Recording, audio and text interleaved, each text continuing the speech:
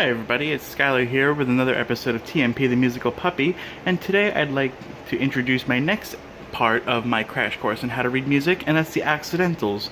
But before I can get into that, I have a little diagram of a piano here because I need to explain whole and half steps for it to make any sort of sense.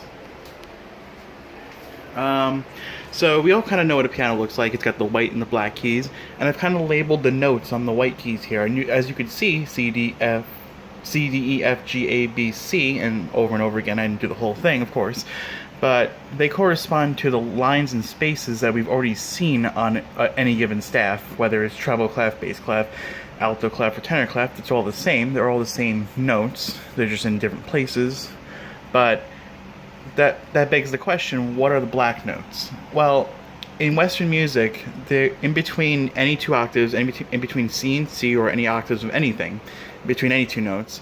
An octave is just from one note to the next note of the same name. So between C and C is an octave.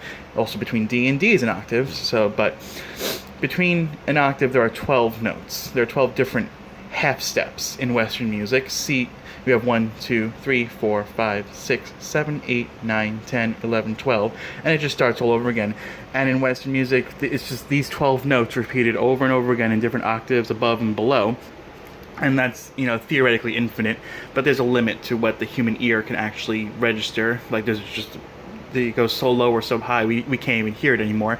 But it's theoretically infinite. It's just different, frequencies of sound, just repeated over and over again. And so the way that Western music has equally divided up an octave, it becomes these 12 notes. And between two white keys that have a black key in between, it's a whole step. So it's, between C and D, F and G, F and G, A and B, also D and E, I'm sorry, I missed that. And, over and over again. And there's a note in between them that is a half step. Between E and F and B and C, with just the way it's divided up, it's already a half step in between. There's nothing smaller than that. So the step between E and F and B and C is the same as between C and this note, or this note and D, and so on. There's just that E and F is a half step and B and C is a half step. That's just the way it is. So how do we write these black note keys on a staff? Well, I'm gonna just draw a quick staff real quick, just so you can see. I'll be right. Okay, so I drew a quick little measure here, like a measure and part of another one. This vertical line breaks up different measures into the next one, but we'll get more into that in a future lesson. But just know for now, this is one measure, and this is the beginning of the next one. So we have G and A here, and as you recall, they are two white keys that have a black key in between. You can go back and see that if you see the diagram, or just look at any piano or any diagram of a piano you can find online. I'm sure there's plenty. And we use these signs up here, the sharp, natural, and flat signs. I'm going to put the printed versions next. They're not too different, but just so you can see how they are printed as compared to handwritten. And we use the sharp sign to raise a half step, and we use the flat sign, as you can imagine, to lower a half step. And we'll come back to the natural sign in a second. So to get that black key in between G and A, we have to raise G by a half step by putting the sharp sign to the left of it. We put the sign to the left, but when we read it, we say G sharp. We don't say sharp G, for example. But it's just to the left, because as we read music left to right, we can see the sign ahead of time, so we know that this is going to be a sharp G. And we can also get to that black key by lowering A by a half step by putting the flat sign to the left of it. Same thing, it's to the left, but we read it as A flat. So these two notes are the same on that piano. They're that black key in between G and A. They're just called two different things, and these are called enharmonics, which just means two different names for the same note.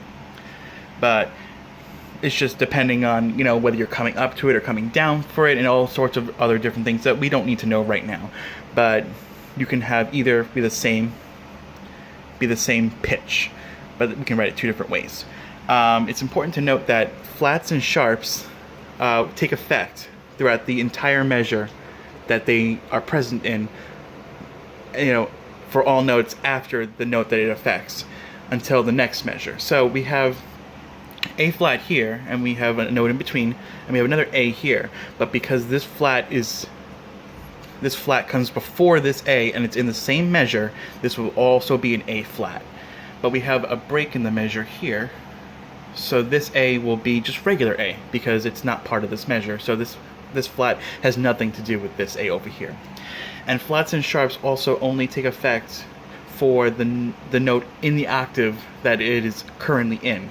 So we have an A flat here, and we have an A drop down here to this lower octave, but this flat doesn't affect this A down here. So this will be a regular A as well, just in the lower octave.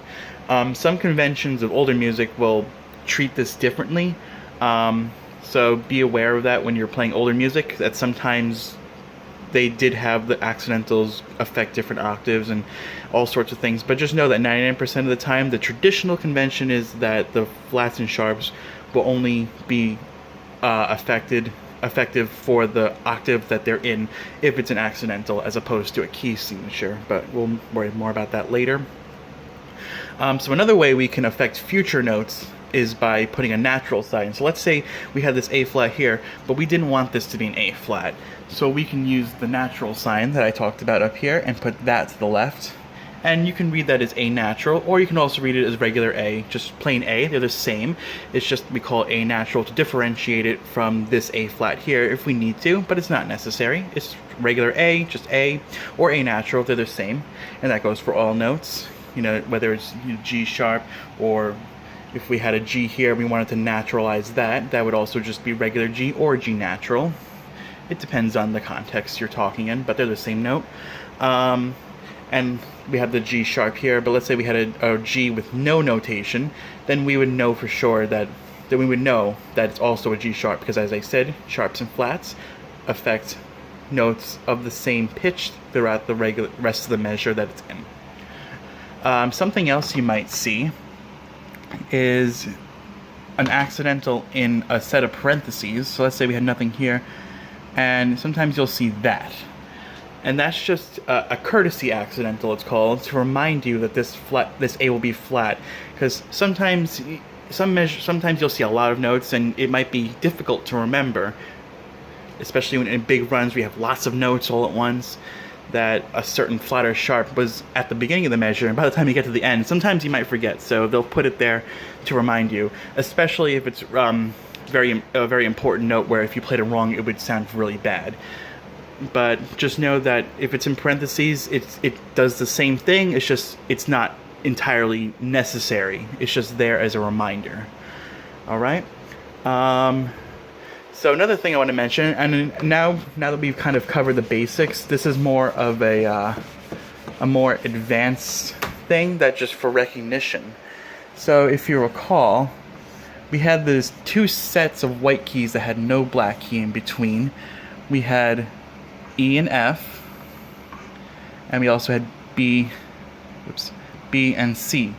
So there's no note in between them, but you will occasionally see situations where we have a sharp sign next to an E, a flat sign next to an F, a sharp sign next to a B, or a flat sign next to a C.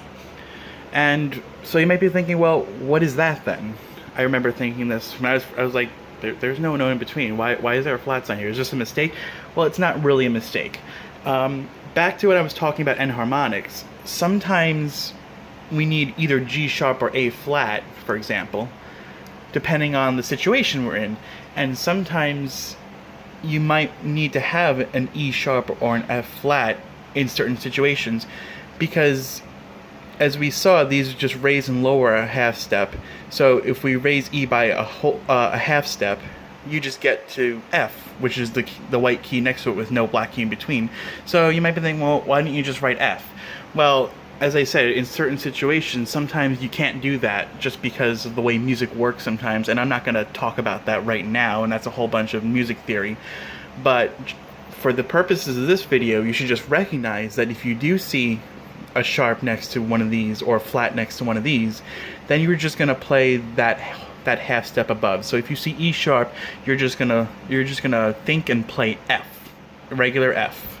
There's nothing crazy there. It's just, it might be a little confusing to see a sharp or a flat where there is none on the piano.